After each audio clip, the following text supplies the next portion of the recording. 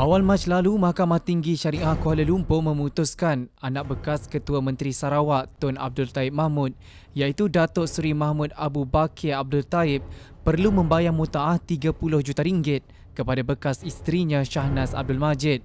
Shahnaz juga memfailkan tuntutan RM300 juta bagi harta sepencarian. Begitu juga Presiden Peguam Muslim Malaysia PGSM Musa Awang jika sebelum ini beliau bertanggungjawab mewakili anak guamnya dalam kes-kes seperti di atas, kini beliau sendiri berdepan dengan masalah sama apabila isterinya menarik balik tuntutan cerai secara baik. Secara jelas bahawa masalah rumah tangga tidak hanya berkisar kepada pihak-pihak tertentu, malah boleh membabitkan sesiapa saja tanpa mengira latar belakang. Musa berkongsi pengalamannya dengan Cafe Ahad, bagaimana beliau sendiri menangani isu-isu berkenaan khususnya berkaitan kedudukan harta sepencarian dalam Islam. Saya menyelesaikan masalah guam, masalah sendiri. Dia sebenarnya kita cubalah, kita cuba cari jalan tu. Sebenarnya ruang perbincangan tu ada, tak salah, sebab pernah duduk. Sebab macam suami isteri, dia pernah duduk sekali kan, daripada baik, lepas tu ujung-ujung tu je ada perselisihan. Sebab perjalanan kita ni Tuhan yang atur kan. Kita boleh rencanakan dia. Sebab tu Tuhan kata apa? Wa makiru wa makirullah wa makaru wa makarullah wallahu khairul makirin kan. Kita rancang, Allah merancang. Tapi yang Tuhan rancang tu lebih besar, lebih hebat. So kita tak tahu ada hikmah kat situ. So bila dalam keadaan ni sebenarnya dalam kalangan peguam sendiri pun mungkin dia ada masalah pribadi dia sendiri. So salah satu hikmah dia dah merasai apa yang peguam dia rasa, apa yang anak guam dia rasa lah sebelum ni, itu satu. And then dia pun akan cuba cari jalan yang terbaik lah untuk kes tu dapat diselesaikan dengan baik. Kalau saya lagilah 70% kes tu dibuat tuntutan di mahkamah lah. Cuma bila melibatkan harta ni, dia akan pergi kepada pembahagian. So kalau kata pihak-pihak selesai luar mahkamah pun, ada agreement, ada perjanjian dan sebagainya, untuk urusan pindah bilik tu dia kena dapatkan perintah mahkamah juga. Contoh kalau harta tu dua nama, satu nama suami, satu nama isteri, dan masing-masing buat perjanjian setuju, kata bagi separuh-separuh contohnya, ataupun harta tu nak bagi dekat isteri, suami dia tak nak. Tapi bila dua nama, dia kena buat pindah milik, kena pergi pejabat tanah, baru 14A semua tu. So perlu juga satu perintah mahkamah lah.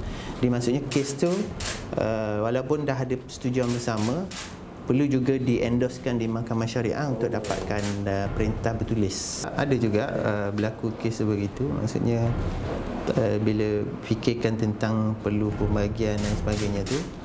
So tapi tak banyak lah, mungkin 1/1000 ke. Kes tu dia punya nisbah tu tak banyak lah. Sebab dia bila berlaku perceraian sebenarnya pihak-pihak dia boleh berbincang dulu, maksudnya cuba selesaikan secara baik dulu macam mana nak bahagikan. Dan kalau ada peguam, mungkin sesama peguam tu boleh berunding. Tapi bila dah ada perjanjian, maksudnya pergi ke mahkamah, filekan kes, and then perjanjian yang ada tu cuma di-endorsekan saja sebagai satu perintah daripada mahkamah. So tak perlu nak bicara panjang. So secara bahasa yang mudahnya, harta sepencarian ni apa-apa sahaja harta yang diperolehi oleh suami isteri dalam tempoh perkahwinan sehingga berlaku perceraian lah. Maksudnya bermula daripada tarikh akad nikah tu, apa-apa sahaja harta yang diperolehi daripada situ, daripada tarikh akad nikah sehingga bercerai, itulah harta sepencarian. Tapi bila buat tuntutan mahkamah, dia bergantung kepada satu siapa yang peroleh harta itulah. Yang kedua, sumbangan, contribution pihak-pihak untuk perolehi harta tu. Sumbangan dia ada dua, satu sumbangan langsung, yang kedua sumbangan tak langsung. Bila suami ni berpoligami, Dia kahwin seorang lagi. So waktu tu boleh dibagikan harta pencarian.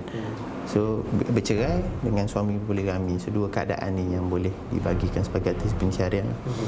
So nak kata salah satu pihak tak boleh nak tuntut harta tu agak sukar lah. Sebab kalau harta tu diperolehi daripada tempoh awal nikah sehingga bercerai, secara prinsip asasnya dia akan menjadi harta pencarian yang perlu dibahagikan. Cuma jumlah tu mungkin kurang, mungkin banyak, mungkin 1/8, 1/6 ataupun 1/3, paling banyak separuh lah. Langsung tu yang secara zahir dia ada keluarkan belanja, ada keluarkan duit, bayar deposit, bayar ansuran bulanan, ataupun bayar hutang, ataupun buat ubah suai renovation rumah tu, daripada yang sekecil-kecilnya sehingga yang sebesar-besarnya lah.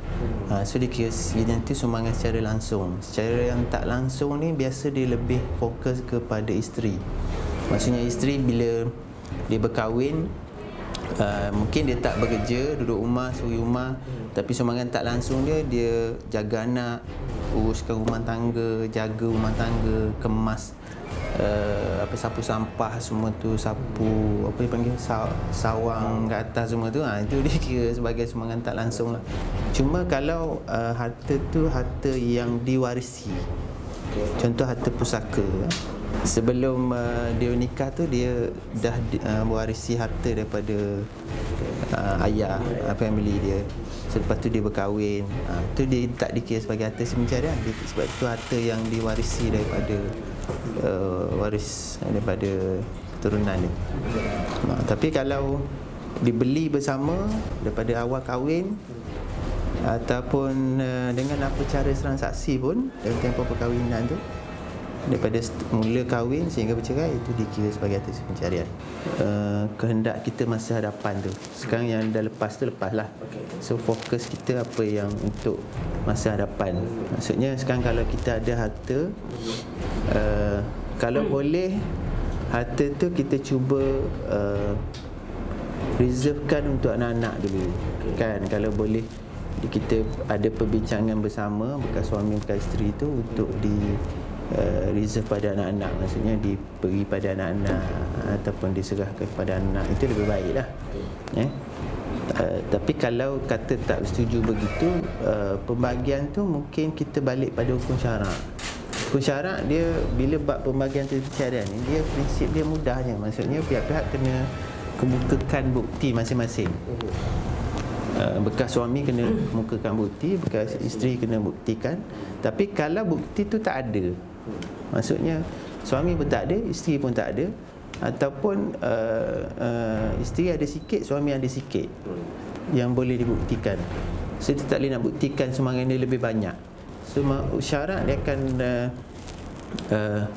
balik pada kaedah bahawa pihak-pihak tu kena bersumpah syarat bahawa dia ada sumbangan, isteri ada sumbangan, suami pun ada sumbangan. Sebila dua-dua bersumpah, harta tu akan dibagi sama banyak.